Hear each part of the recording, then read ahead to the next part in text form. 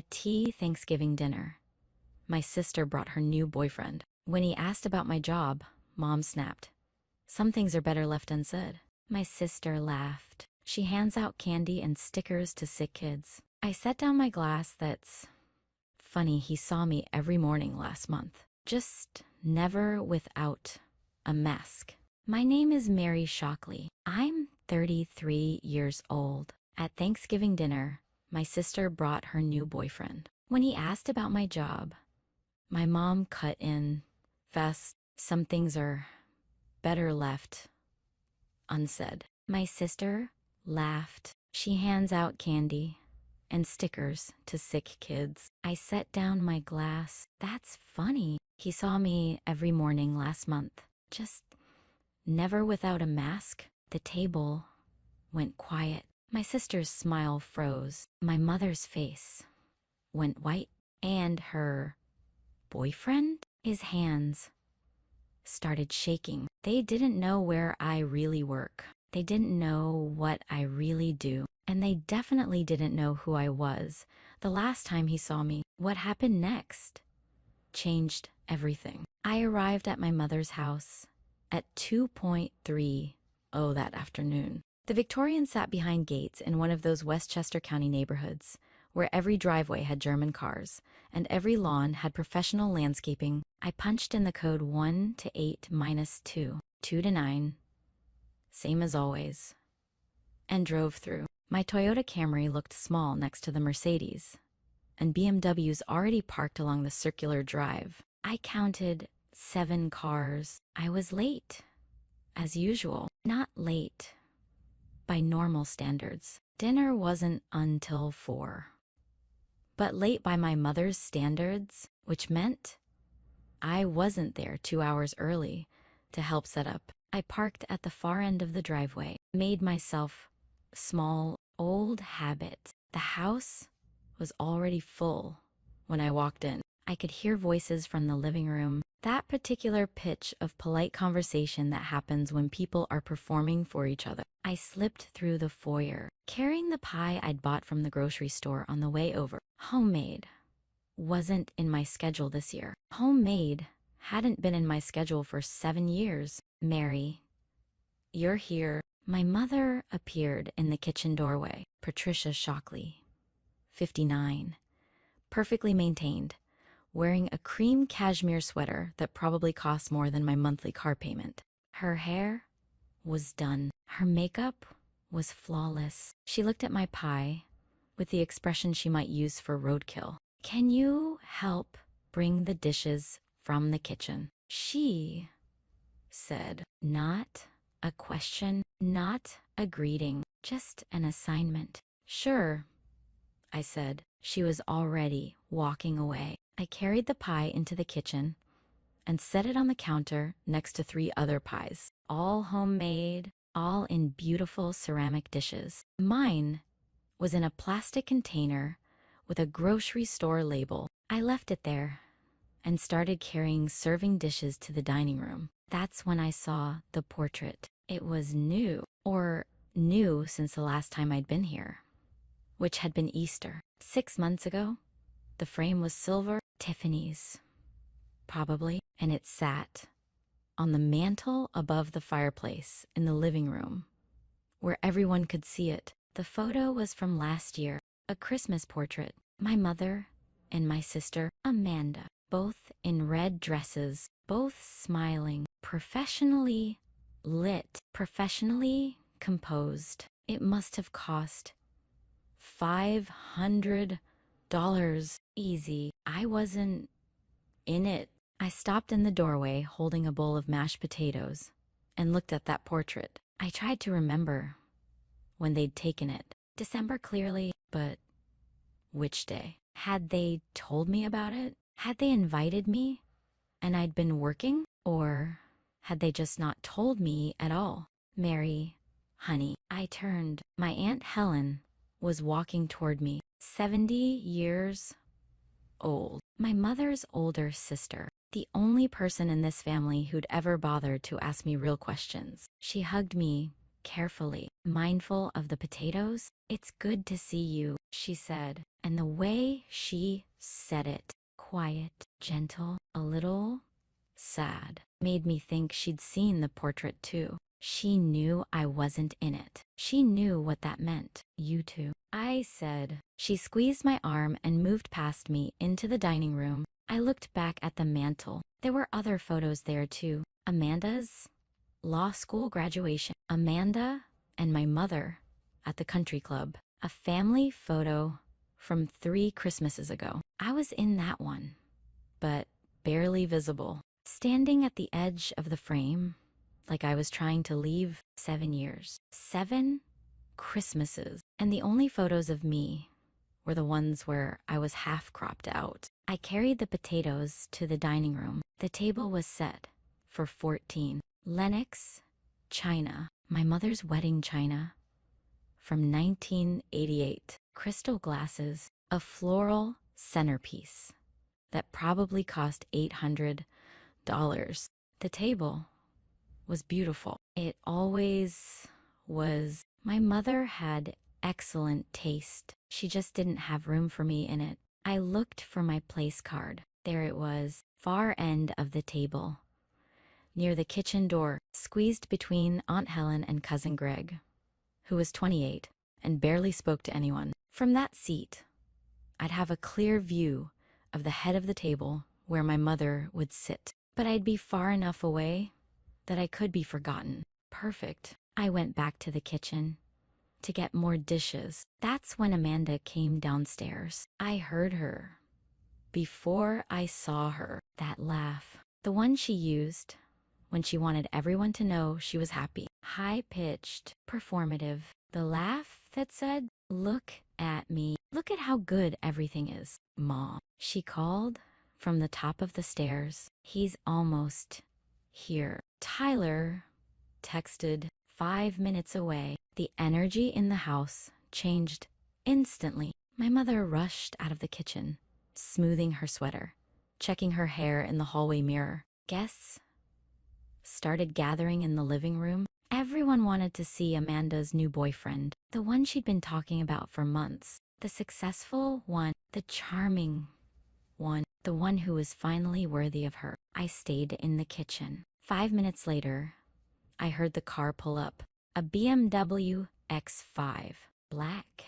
I could see it through the window. The engine cut off. The door opened. Tyler Hutchinson stepped out, and my stomach dropped. He was tall, 6'2" maybe. Expensive suit, navy, tailored. Tom Ford, if I had to guess. His watch caught the light. Rolex Submariner, $12,000 retail. I knew because I'd seen it before. Recently, I set down the serving spoon I was holding. My hands weren't shaking. That's one thing. Trauma surgery teaches you how to keep your hands steady, even when your heart is pounding, even when everything inside you is screaming. I walked to the edge of the kitchen and watched through the doorway as he came inside. Amanda rushed to him, kissed him, held his hand, introduced him to everyone. My mother was beaming, absolutely radiant, as she shook his hand and told him how wonderful it was to finally meet him. And Karen and Uncle Bob stepped forward. Then Cousin Greg. Then my mother's friends. 3 women from her book club who'd been invited to make the guest count look more impressive. Tyler smiled, shook hands, said all the right things. He had that polish that comes from years of working rooms. Confident, charming, the kind of man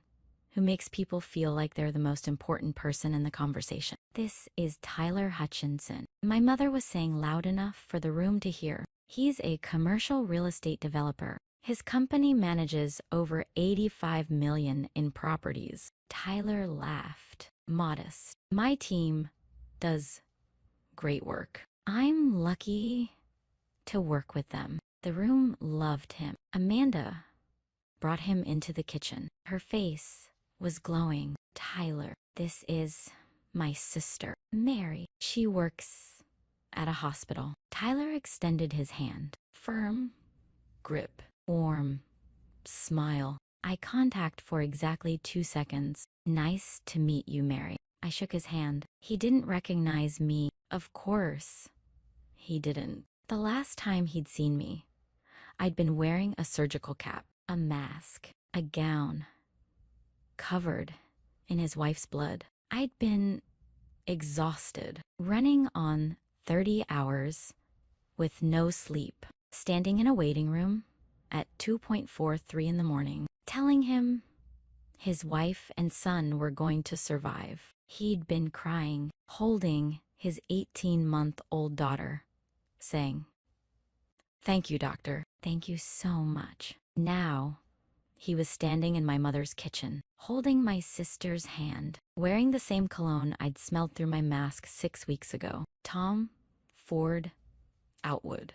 Strong, distinctive. The scent memory hit me like a fist. I let go of his hand. Nice to meet you, I said. I didn't smile. Amanda didn't notice. She was already pulling him toward the living room, showing him off. I heard my mother telling him about the house, about the neighborhood, about how long they'd lived here. Her voice was animated in a way it never was when she talked to me. I leaned against the kitchen counter, took a breath, processed. Tyler Hutchinson, commercial real estate developer, dating my sister for how long had Amanda said? 4 months. Since July. They'd met through my mother's real estate network. Some business connection. A dinner party. Amanda had been thrilled. Finally, she'd said, finally,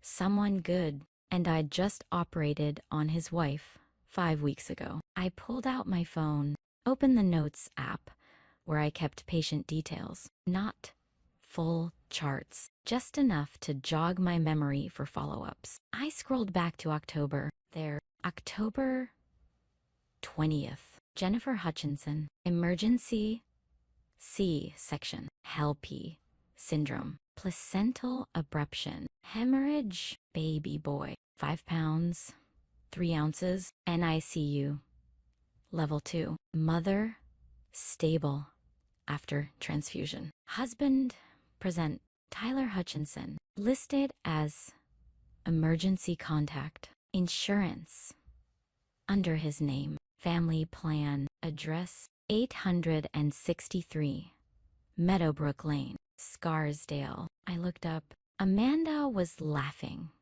in the living room. Tyler had his arm around her. My mother was introducing him to more people, and I knew something.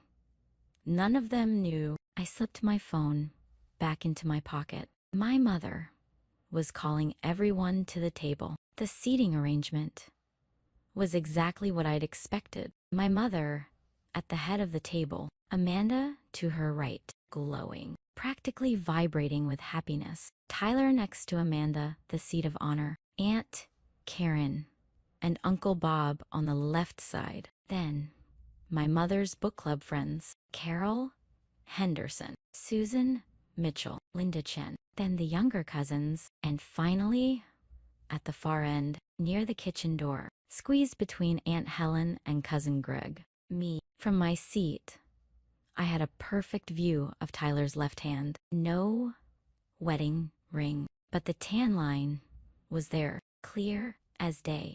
4th finger, left hand. The skin was paler where a ring had been. Recently removed. Maybe this morning, maybe in the car on the way here. I watched him. He was performing beautifully, answering questions about his business, telling a charming story about a deal he'd closed last week. Something about Chicago, a business trip, negotiations, victory. Jennifer had thought he was in Chicago last week too. I knew because I'd seen her for a post-op follow-up. She'd mentioned it. Tyler's traveling a lot lately. Big project in Chicago, but he always makes time to FaceTime with the kids before bed. The kids, Lily, 18 months old, and Noah, 5 weeks old today, home from the NICU for just over 2 weeks. I picked up my fork, started eating turkey, mashed potatoes, green beans. Everything tasted like nothing. The conversation at the table flowed around me. Tyler was the center of it. Amanda kept touching his arm, his shoulder, his hand. My mother kept steering the conversation back to him. What was his company working on? Where did he see the market going? Had he always wanted to work in real estate? He answered everything perfectly, confident, but not arrogant, successful, but humble, funny, but not trying too hard. I watched my mother watch him. She was delighted. This was exactly what she'd wanted for Amanda. Someone impressive, someone she could brag about at the country club, someone who made the Shockley family look good. I thought about the last 7 years. The pattern had started in medical school. I'd graduated in 2015 from NYU School of Medicine. White coat ceremony. After my name, I'd borrowed $280,000 to get there, but I'd made it. My father had died in 2011, a heart attack, sudden, devastating, and I'd gone to medical school because of him, because I'd watched him die and couldn't do anything about it, because I wanted to save people like him. My mother didn't come to my graduation. She had a conflict. Amanda had a work event, a happy hour at her law firm, networking, important for her career. My mother went to that. Instead, I walked across that stage alone. My roommate's family took a photo with me. They were kind about it. That was the first time. It wasn't the last. Residency came next. 5 years, 80 to 100 hours a week. I chose OBGYN because I loved it. The complexity, the intensity, the fact that I was often dealing with 2 patients at once, mother and baby, life and death in real time. My mother told people I was working in healthcare, not a doctor, not a surgeon, just working in healthcare. Like I was a receptionist, like I answered phones. I didn't correct her at first. I thought maybe she just didn't understand. Medicine is complicated. Specialties are confusing. Maybe she'd figure it out. But then I found the email. December 2018. I was in my 3rd year of residency. My mother had forwarded me something accidentally, I think, an email chain with Carol Henderson, her friend from the country club. Carol had asked about me. How's Mary doing? Is she still in medical school? My mother's response? Mary's a nurse at a hospital now. She works with babies. It's sweet work. You know, very nurturing. I wasn't a nurse. I was a resident physician. I was delivering babies, performing surgeries, managing life-threatening complications. I was 3 years into a 4-year program that would make me a board-certified OBGYN, and my mother had called me a nurse. I called her, asked her about it, tried to explain. "Oh, Mary," she'd said, tired, frustrated. "Does it really matter? People don't need to know all the technical details. It's easier to just say, you work with babies." Everyone understands that. I didn't call her again for 3 months. The pattern continued. Every family gathering, every holiday, every chance encounter with her friends. My mother had a script. Amanda was doing wonderfully. Maid, partner, handling huge cases, just got another raise. And Mary? Well, Mary works at a hospital with children. It's nice. I finished residency In 2019, top of my program, I delivered over 600 babies. I'd assisted on hundreds of surgeries. I'd spent 8,000 hours in operating rooms. I'd learned to manage hemorrhages, eclampsia, placental abruptions, uterine ruptures. I'd learned to make split-second decisions that saved lives. My mother told her book club, I helped doctors deliver babies. I moved into fellowship, maternal fetal medicine. 2 more years. I specialized in high-risk obstetrics, the complicated cases, the ones where the mother had diabetes, hypertension, preeclampsia, the ones where the baby had growth restrictions or genetic abnormalities, the ones where both mother and baby could die. If someone didn't know exactly what they were doing, I published 8 papers. I presented at 3 national conferences. I was invited to teach at Columbia. My mother didn't mention any of it. In 2021, I became an attending physician at Maria Ferreira Children's Hospital, part of Westchester Medical Center, one of the top maternal fetal programs in the state. Level 3, maternal care. Level 4, NICU.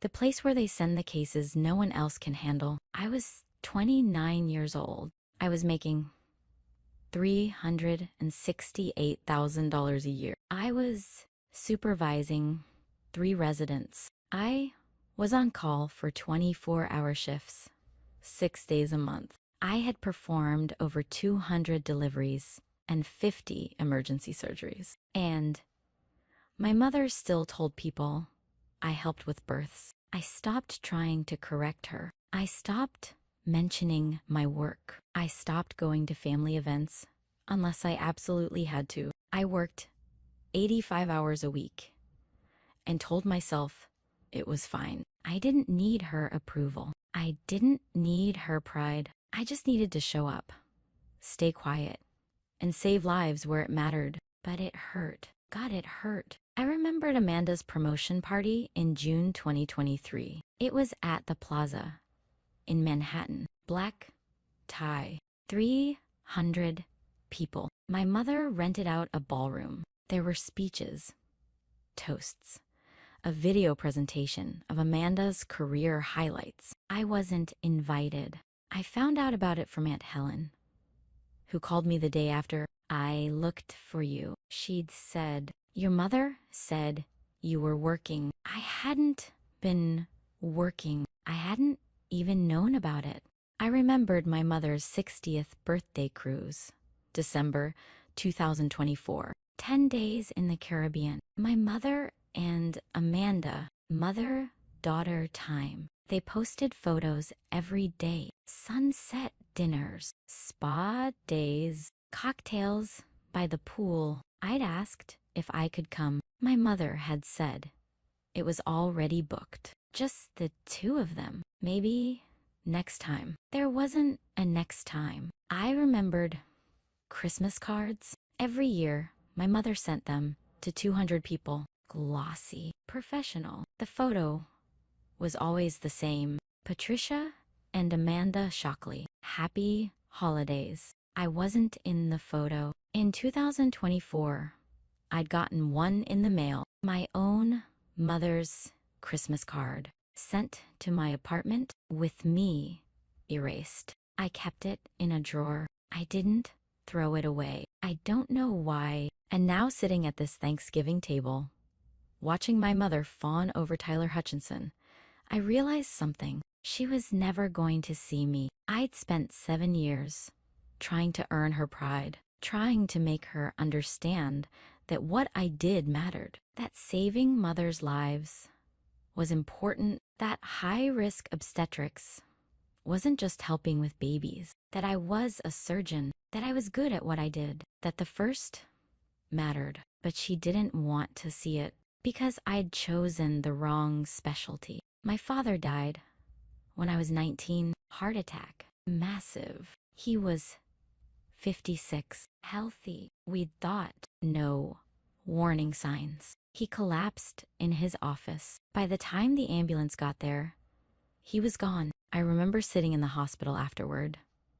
listening to the doctor explain it to us. Myocardial infarction, cardiac arrest. There was nothing they could do. I decided, then, medical school. I was going to save people like him. My mother had been proud at first. Her daughter, the future doctor, she told everyone. She bragged at the country club. She imagined me in cardiology, like Carol Henderson's son, or neurosurgery, like Susan Mitchell's daughter. Something prestigious, something impressive, something she could talk about at dinner parties. And then I chose OBGY.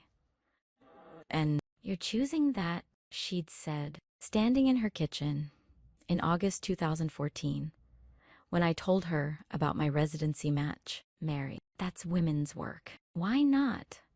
Cardiology, neurosurgery, something prestigious. Saving mothers and babies is prestigious, I'd said. She'd looked at me like I'd disappointed her. Your father would have wanted you to be a real surgeon. Heart, brain, that's where the respect is, not this. That was the moment I realized I'd never be enough because I chose to save women, and to her, that didn't count. Her friends' children were doing important work. Carol Henderson's son, James, was chief of cardiology at NYU, featured in the New York Times last year for a breakthrough in valve replacement. Susan Mitchell's daughter, Rachel, was a neurosurgeon, published in JAMA, gave a TEDx talk about brain mapping, and me, I delivered babies. Anyone could do that, right? Except people died doing it. 700 women a year in the United States. Maternal mortality, most of them preventable. Hemorrhage, cardiovascular conditions, preeclampsia, complications that could kill a mother in minutes if someone didn't know what they were doing. My mortality rate was 0.8%. The national average was 1.2%. I'd saved 12 women from fatal complications in the last 2 years. 12 women who'd walked into my, or bleeding out, coding, dying, and walked out alive because I knew exactly what to do and didn't hesitate. But my mother called it handing out stickers. I stopped fighting to be seen. I just showed up, stayed quiet, and saved lives where it mattered. If you've ever been the invisible one at your own family table, drop a comment invisible, and I'll know I'm not alone. But that night, everything changed. The conversation at the dinner table had moved on to real estate. Tyler was holding court, talking about market trends, interest rates, the perfect time to invest. My mother's friends were hanging on every word. Amanda was glowing. I was cutting my turkey into small, precise pieces. Surgeon's hands, muscle memory. Tyler turned to me, smiled. That performative interest. So, Mary, he said, Amanda mentioned you work at a hospital. What exactly do you do there? The table quieted slightly. People turned to look at me. This was the part where I was supposed to be embarrassed.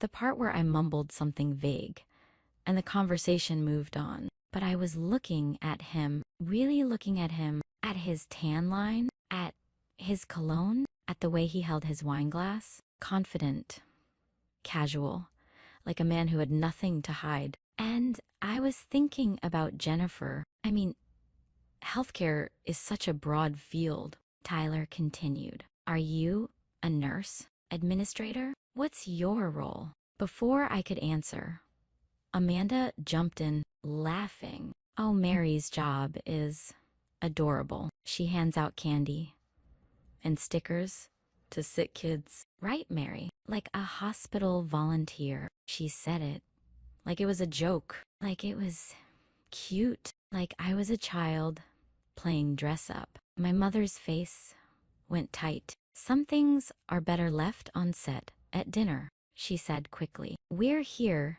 to celebrate family, not discuss work. Tyler Tell us more about your Chicago trip. She was trying to shut it down, trying to protect herself, trying to keep me quiet.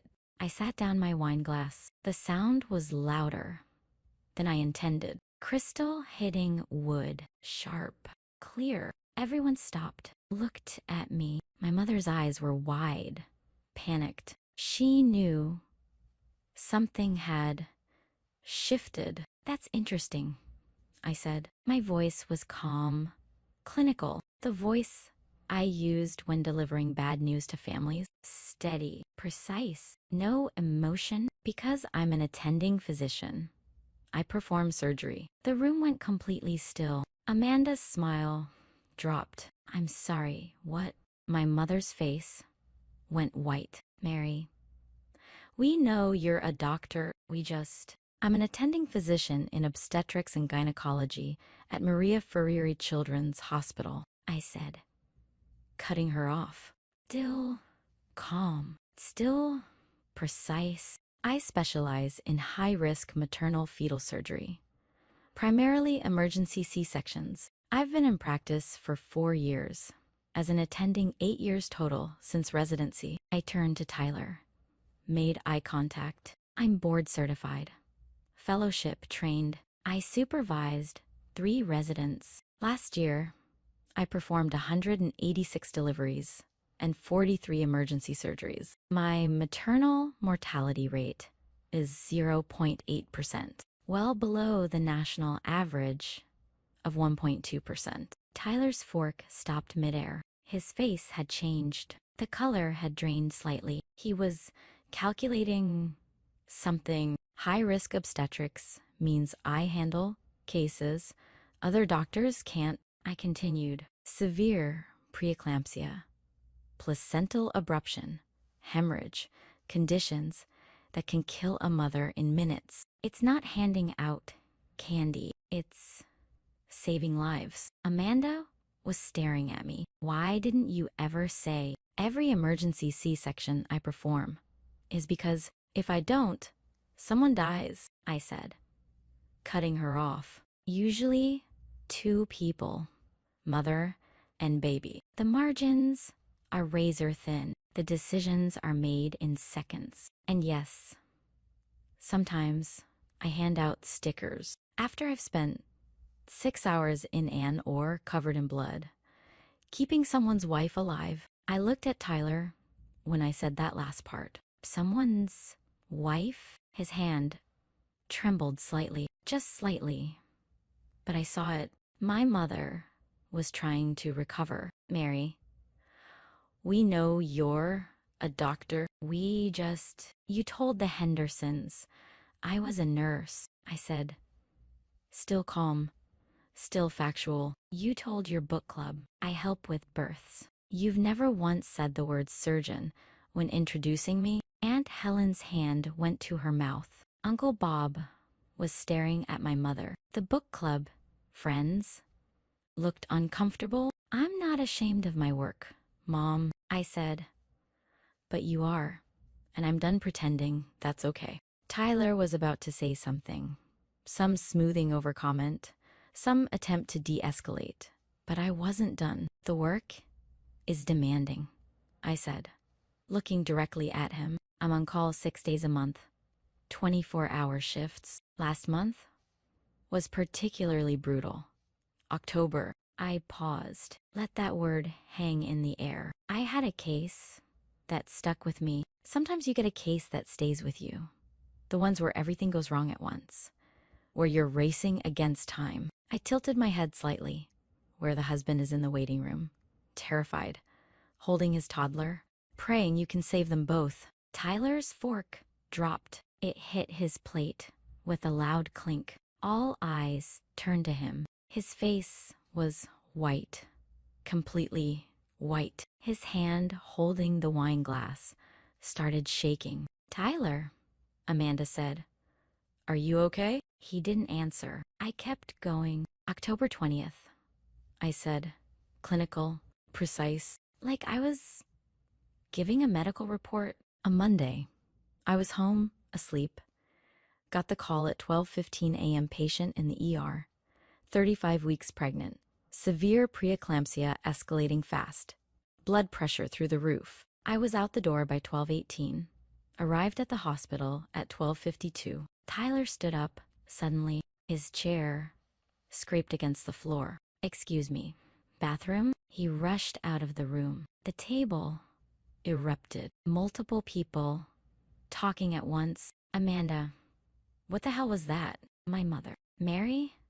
What are you doing?" "Aunt Helen." "Oh my God." I sat there, calm, eating a bite of mashed potatoes, waiting. Amanda stood up, ran after Tyler. I could hear her in the hallway. "Tyler? Tyler, what's wrong?" I took another bite, chewed slowly, looked at my mother. She was staring at me with an expression I'd never seen before. Fear, maybe, or the beginning of understanding. I sat down my fork. "When you get that call at midnight," I said to the table, to the guests still sitting there in shock, "you know it's bad. They don't wake you up for routine deliveries. They wake you up when someone's dying."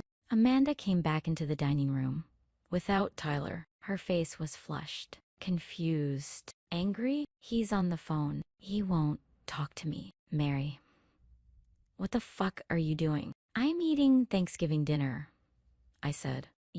Are you saying Tyler is married?" "You're lying. You're jealous. You've always been jealous." I didn't respond, just picked up my water glass, took a sip, set it down with deliberate care. "I don't need to lie," I said. "His phone is about to do it for me." An awkward silence settled over the table. 2 minutes. 3. Tyler was still on the phone in the hallway. I could hear his voice, muffled, tense. My mother was hissing at me under her breath.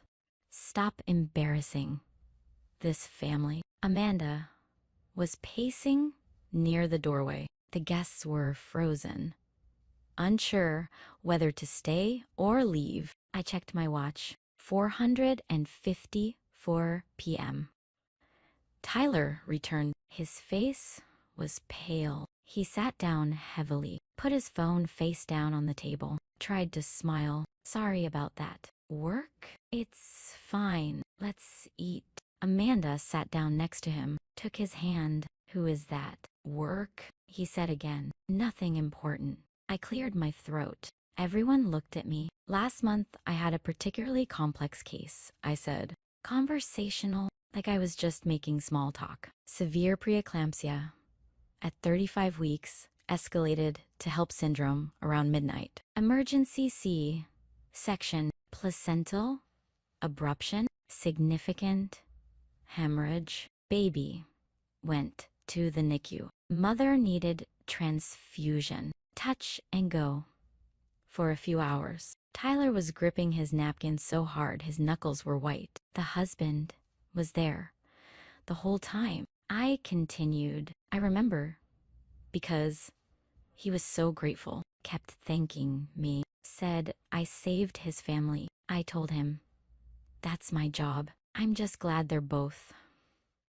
okay." My eyes locked on Tyler. "The hardest part isn't the surgery. It's the waiting room, the family." This case, the husband had been there since midnight, waiting. His mother-in-law was there, and he had his toddler daughter with him, maybe 18 months old. She was asleep on his lap. Tyler's hand was shaking so badly now that he had to set down his wine glass.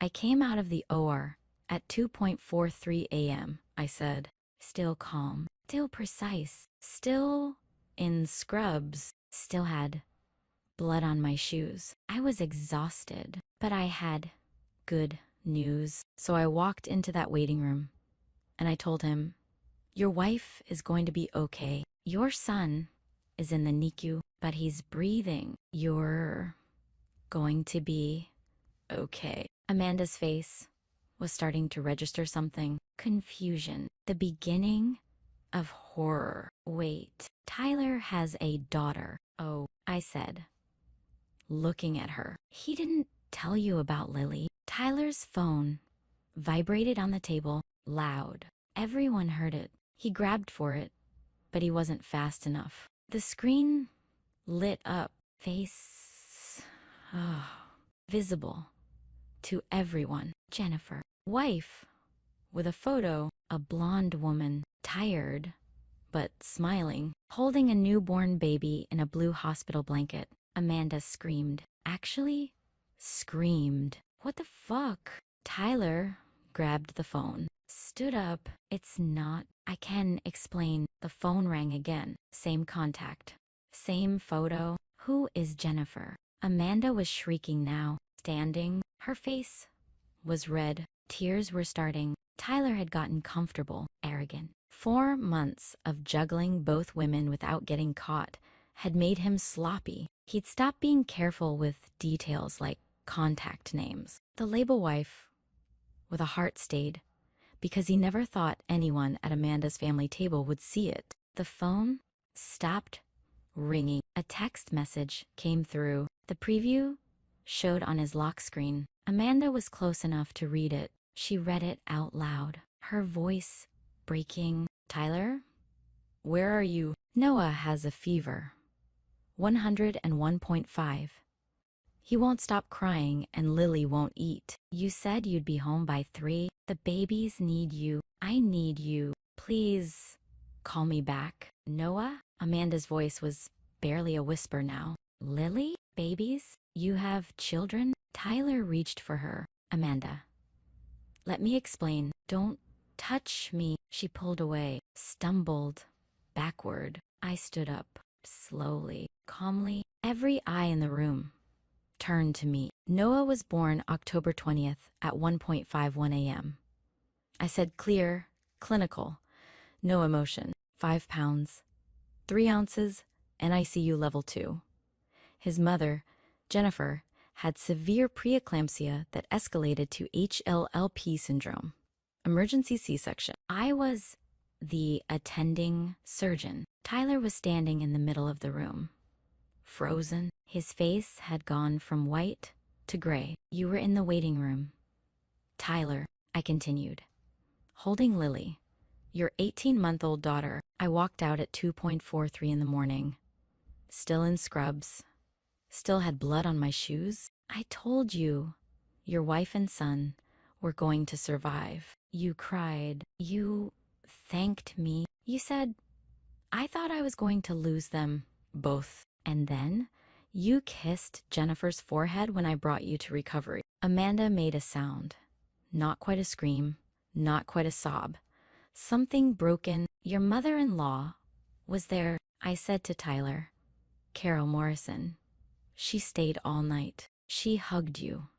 After I gave you the good news, she called you the best husband Jennifer could ask for. She was crying because she almost lost her daughter and grandson. Tyler tried to speak. We're separated. Divorce pending. It's complicated. You kissed her. I said, right after I told you both babies were safe. Your mother-in-law was crying beside you. That was October 20th, a Monday. I turned to Amanda. You started dating him 1 week later. October 27th. No, wait, I'm wrong. You contacted each other in July, 4.5 months ago. I looked back at Tyler, which means you were dating my sister, while Jennifer was 6 months pregnant, high risk, on bed rest. The room was completely silent now. No one was breathing. He was taking you to dinner while his wife was confined to bed rest. I said to Amanda. My voice was still calm, but there was an edge now, just a hint of pain underneath. He was texting you good night while Jennifer couldn't even get up to make herself food. He was telling you he loved you while she was lying flat, terrified she'd lose the pregnancy. And then, when the pregnancy nearly killed her in October, 1 week after I saved her life, he came to you. Amanda bent over, vomited into her napkin, right there at the table. My mother rushed to her.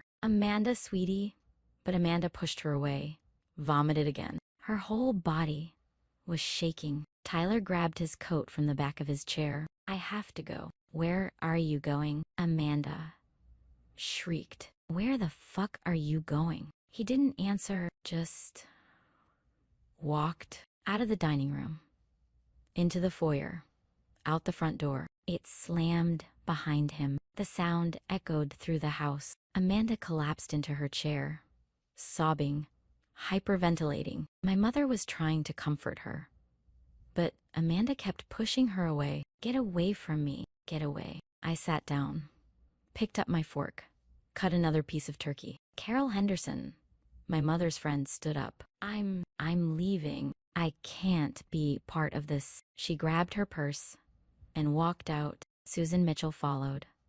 Then Linda Chen. 4 guests left in under a minute. Aunt Helen walked over to me, put her hand on my shoulder, leaned down, and whispered, I had no idea, honey. I'm so sorry. It's not your fault, I said. You're incredible, she said. What you do, saving that woman. I'm ashamed. I didn't ask more questions. Uncle Bob stood up, walked over to my mother. Jesus Christ, Pat. Your daughter is a surgeon, and you never told us. My mother didn't answer. She was staring at Amanda, who was still crying, still hyperventilating. More guests stood, awkward, uncomfortable. They mumbled excuses and left. Within 10 minutes, only 6 people remained. Me, my mother, Amanda, Aunt Helen, Uncle Bob, Cousin Greg. The turkey sat in the middle of the table, cold, untouched. Amanda finally looked at me. Her face was destroyed, mascara running, nose red, eyes swollen. Why didn't you say something? When you met him? Why didn't you warn me? I met him 45 minutes ago, I said, and I didn't know he was lying to you until I saw his reaction to my medical case description. You're lying, she whispered. You knew. You were waiting. You wanted to destroy this. I wanted to eat Thanksgiving dinner, I said. He destroyed it himself when he decided to answer my mother's question about my job by sitting there while you called me a candy giver. My mother finally spoke. Her voice was quiet, broken. Mary, I didn't know he was married. I would never have. You didn't know he was married, I said, turning to face her. But you knew I was a doctor. You knew I saved lives. You knew I worked 80-hour weeks. You knew I delivered over 180 babies last year. You knew I published research. You knew I taught residents. You knew all of that. And you told people I handed out stickers. She opened her mouth, closed it. No words came. You know what the worst part is? I said. My voice was controlled. But there was pain underneath now. Real pain. Years of it. It's not that you were embarrassed. It's that you never asked. You never came to the hospital. You never asked what a maternal fetal surgeon does. You never asked why I chose this. You just decided it wasn't good enough, and you spent 7 years making sure everyone else thought so too. I'm sorry, she whispered. I'm so sorry. I didn't. Your father would have been so proud. I'm so sorry. Dad died when I was 19. I said, I went to medical school to save people like him, people who don't make it. I chose OBGYN because mothers die, Mom. They die in delivery rooms. They hemorrhage. They stroke out. They code on the table. And I stopped it 12 times last year. I saved 12 women who would have died. That's my job. And you called it handing out candy. I stood up, folded my napkin, placed it beside my plate. Mary, wait. My mother said, please don't go. Not like this. It's Thanksgiving. You're my daughter. Please. I have patients who need me. I said, please, Amanda said. She was still crying. Mary, I'm sorry. I'm so sorry. I didn't know. I should have asked. I should have. I'm sorry I mocked you. You're amazing. You're a surgeon. You save babies. I don't save babies, Amanda, I said, correcting her even now. I save mothers. The babies are usually fine. It's the mothers who die, and no one talks about it because we're not supposed to die anymore, but we do. 700 women a year in the US. I make sure my patients aren't on that list. What can I do? Amanda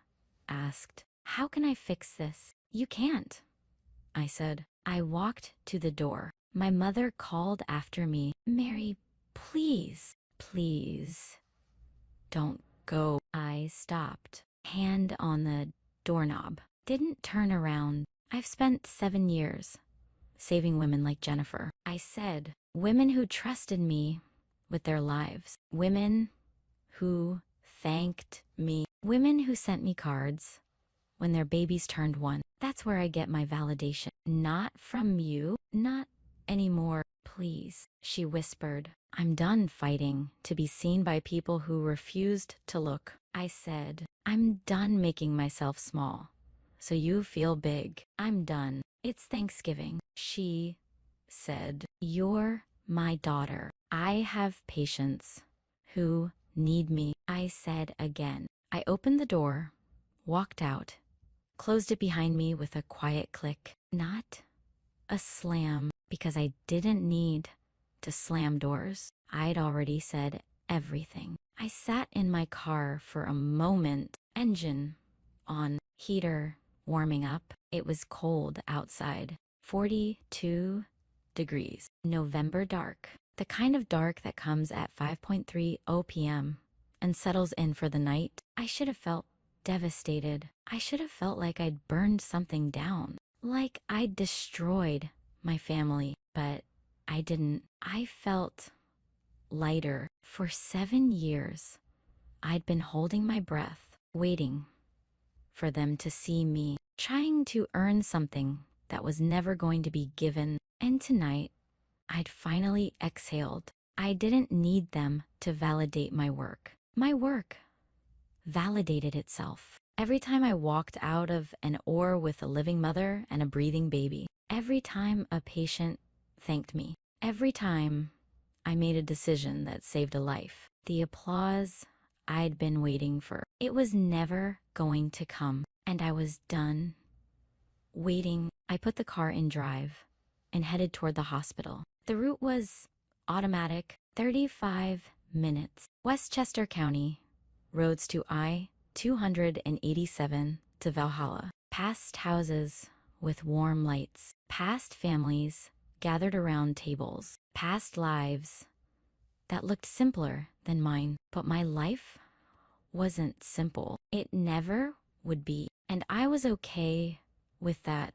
I pulled into the hospital parking lot at 6:15 p.m. The maternity wing lights were on. Someone was in labor right now. Someone was being saved right now. This building, this work, this was home. I badged in through the staff entrance. The familiar sounds hit me immediately. Monitors beeping, nurses talking in low voices, a baby crying somewhere in the distance, the hum of the NICU, the smell of hospital, that mix of disinfectant and hope and desperation. Deborah Williams, the night shift charge nurse, looked up from her station. Dr. Shockley, I thought you were off tonight. I was, I said, but I wanted to check on Mrs. Patterson. She smiled. You know what's funny? I can walk into any delivery room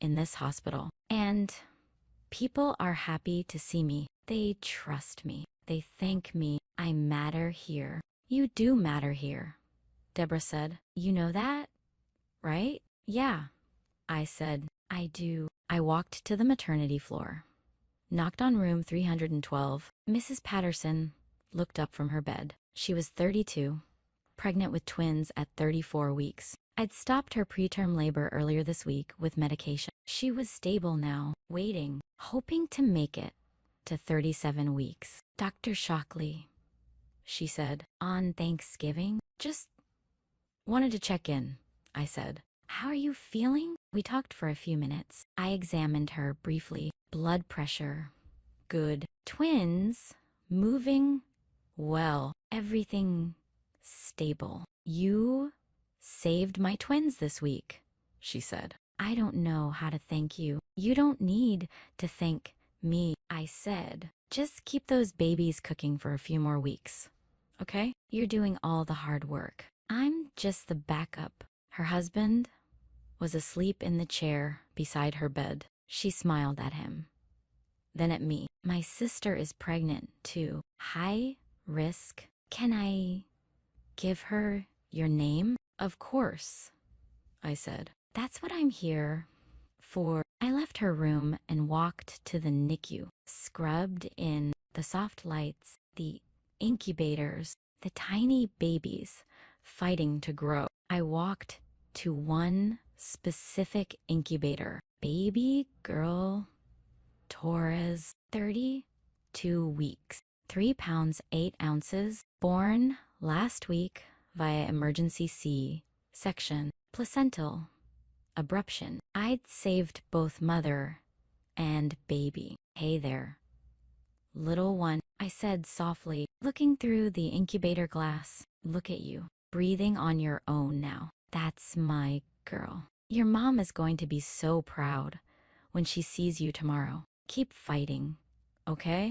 NICU nurse came over. Dr. Shockley, the Torres family asked if you could be here for discharge. Probably Saturday. They said they only trust you. My eyes stung just a little. Tell them yes, I'll be here. I went to the break room, sat on the old couch, pulled out my phone. 23 missed calls. 15 from my mother. 8 from Amanda. 47 text messages. I didn't read them. Instead, I scrolled to an old text thread. Mrs.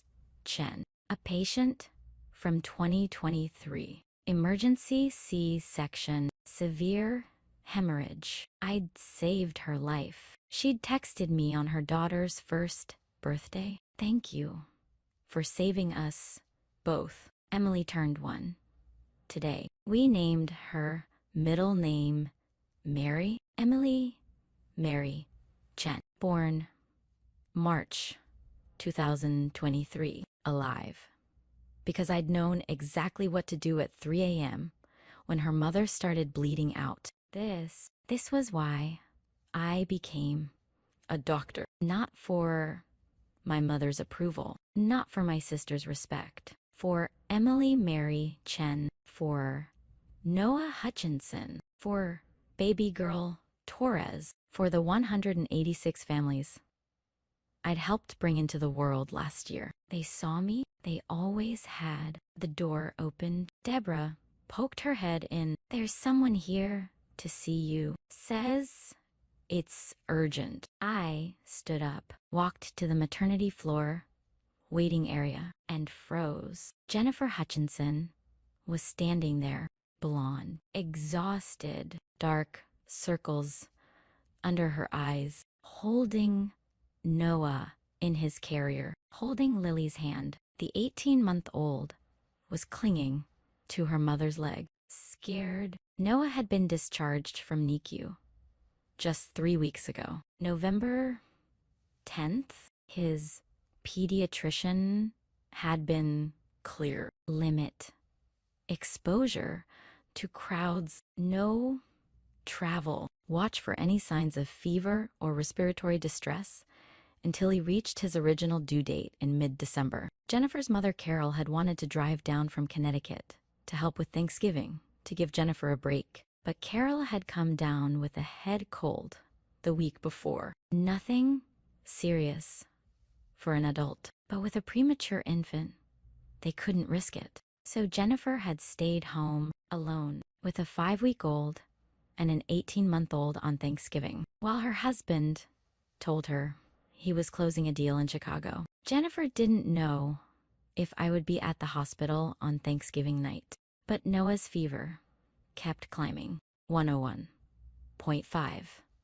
Now, and Maria Ferrer was where Noah was born, where I worked, where Jennifer felt safest. She drove there, hoping, praying. She looked up, saw me, started crying. Dr. Shockley, I'm sorry to come here. I didn't know where else to go. I walked over to her, calm, professional. It's okay. What's going on? Tyler left, she said, voice breaking. He's not answering his phone. Noah has a fever, and I know it's Thanksgiving, but the pediatrician said if it goes above 101, I should bring him in.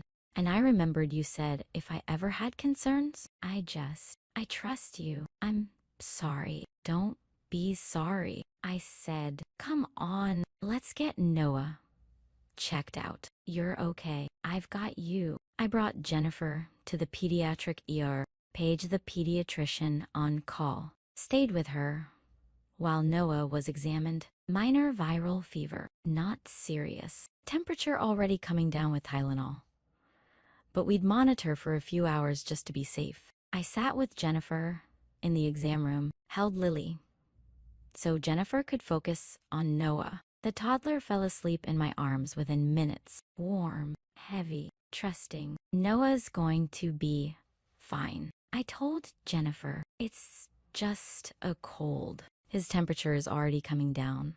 But I want to keep you here for a few hours, just to monitor. You can stay in the family room. There's a couch. Lily can sleep there. And you, when was the last time you ate? I don't remember. She said, I ordered food from the hospital cafeteria, brought it to her, sat with her while she ate. We didn't talk about Tyler. Not yet. She was too fragile, too exhausted. But eventually, she asked. Tyler said he had a work trip, and now he's not answering. Did something happen? I had to decide, tell her the truth or stay out of it. I chose truth. Jennifer, I said gently, I need to tell you something. But first, I need you to know Noah is safe. You're safe. You're here. And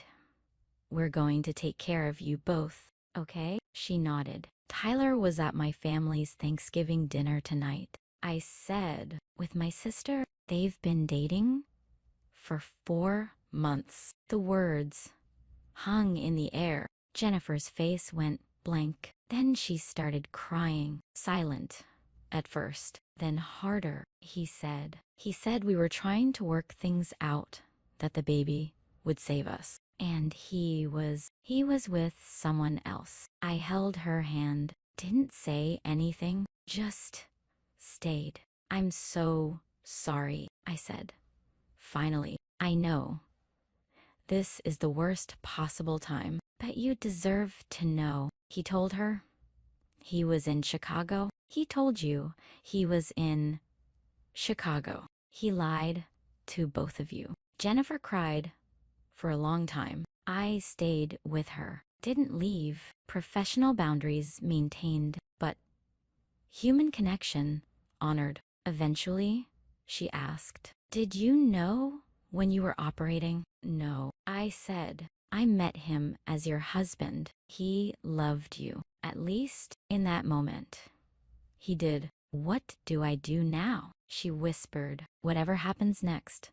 With Tyler, that's between you two. I said, but right now, Noah is healthy. Lily is safe. You survived a life-threatening pregnancy. You're here. You're strong. And you have people who will support you. Starting with me, if you'll let me. She looked at me. Why are you being so kind to me? I'm a stranger, and My husband he hurt your sister. You didn't hurt anyone. I said, you're my patient, and I don't abandon my patients. My phone buzzed. Text from Aunt Helen. Your mother is devastated. Amanda is a mess, but I'm proud of you. You did the right thing. Love you, honey. I responded, thank you. I'm okay. At the hospital, where I belong. Another text. Amanda, I'm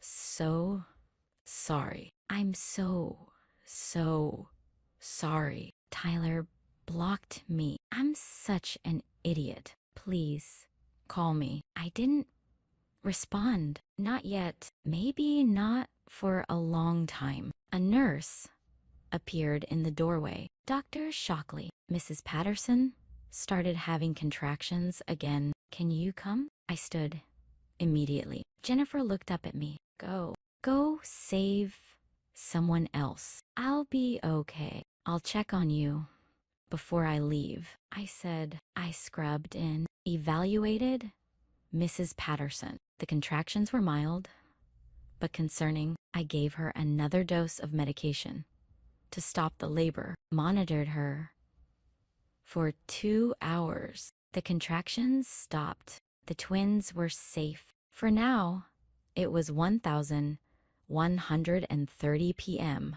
when I finished. I was exhausted, but it was the good kind of exhausted, the kind that comes from doing work that matters. I checked on Jennifer one more time. She was asleep on the family room couch. Noah and his carrier beside her. Lily curled up next to her mom. Both of them safe, protected. I smiled. Then I changed out of my scrubs and headed home, but not before checking my phone one last time. Jennifer had texted me while I was with Mrs. Patterson. Thank you for everything, for saving me in October, for saving me again tonight. Noah's fever is down. We're going to stay here tonight.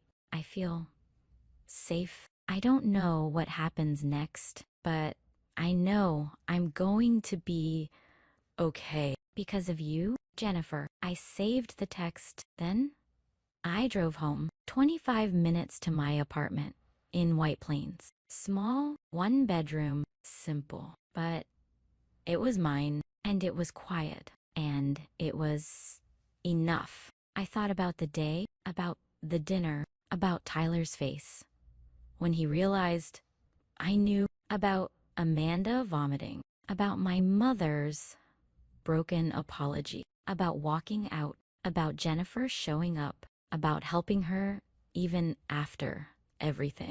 I thought about worth. I'd spent 8 years in medicine trying to earn my mother's pride, 4 years as an attending surgeon, proving myself every single day, trying to make Amanda respect me, trying to prove I was enough. But I was already enough. I've been enough. Every single time I walked into an OR and saved a life. Every single time a patient thanked me. Every single time a baby took their first breath.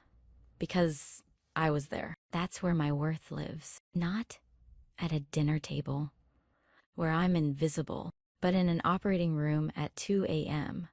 when someone's life is on the line. In a NICU at midnight when I'm holding a premature baby's hand through an incubator. In every single moment, I show up and do the work that matters. Your worth isn't proven at the family dinner table. It's proven in the moments when everything is falling apart, and you're the only one who knows how to fix it. It's proven when someone looks at you with terrified eyes, and you say, I've got you, and you mean it. I know where I belong, and it's not where people make me feel small. It's where I make miracles happen. That's my table. That's my family. And I'm done apologizing for it. My phone buzzed one more time. Hospital scheduling. Dr. Shockley. Emergency C-section scheduled 3 a.m. Patient just arrived via ambulance requesting you specifically. Can you come in? I looked at the message, looked at my apartment, looked at my scrubs in my bag, I smiled, typed back, "On my way, because this is who I am. This is where I belong. And I wouldn't have it any other way."